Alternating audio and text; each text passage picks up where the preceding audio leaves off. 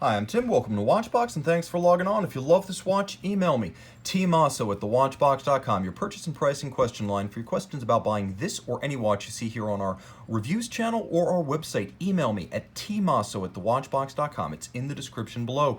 And today we're talking about a legendary machine from Saxony. This is the 2005 51-piece Platinum Lange Sohne Tourbograph pour le Merite. Tourbograph because it is a tourbillon and a chronograph, and not just any chronograph, split seconds. 41.2 millimeters in platinum. The watch is 14.7 millimeters thick, and as you can see from lug to lug, measuring 49 millimeters with a 20 millimeter span between the lugs. The timepiece, as you can see, fit with a handsome large rectangular scale Alligator leather strap. Let's get a little bit closer and take a look at the hardware and the software.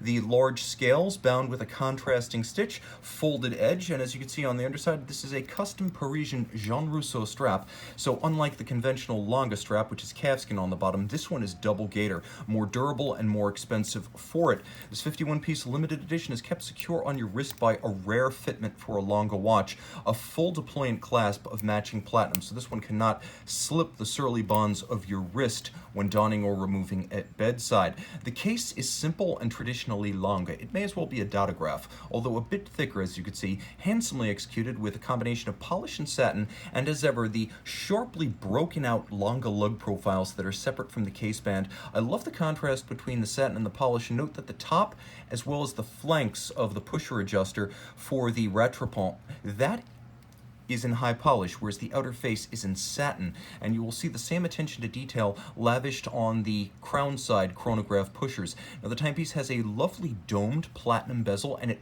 weighs an absolute ton. Part of that is because the dial itself is made of sterling silver. Let's throw the watch on the wrist real quick and just get a sense of how it wears before we get any deeper into that hypnotic dial. On my 16 centimeter circumference wrist, you can see the watch wears easily. 41 and change is, by all standards, a reasonably sized men's dress complication. In the modern era, this watch should by all rights be 43 to 44, so I actually commend Lange for keeping it within reason. Recommended for a wrist as small as 14 centimeters circumference, but you will feel the heft of this piece. Now let's jump back to that dial. I mentioned that the dial is crafted from sterling silver, and sure enough, you could see that it's precious metal within precious metal, though the silver tone you see is not the bare metal. That is a galvanized silver white. The alpha hands at center are beautifully blued, and there is a Reho outboard. It is not a traditional tachymeter, though. As you can see, it is designed for more easily reading the seconds, split seconds, and fractions of second. Now you can see the split seconds chronograph giving you the flexibility to time two concurrent events, such as race cars around a track, and you know whether they are waxing or waning. We continue to focus in on the salient pieces. You can see the tourbillon regulator beating away at 21,600 vibrations per hour. It has a handmade overcoil hairspring adjusted in 5 positions, and you'll note that there is black polish about the tourbillon bridge as well as the filigree or wire style tourbillon carriage. It is a free sprung balance architecture, and the watch is quite vocal when you listen to it. Now if you look closely, you can see the capstone on the tourbillon is a real brilliant cut diamond.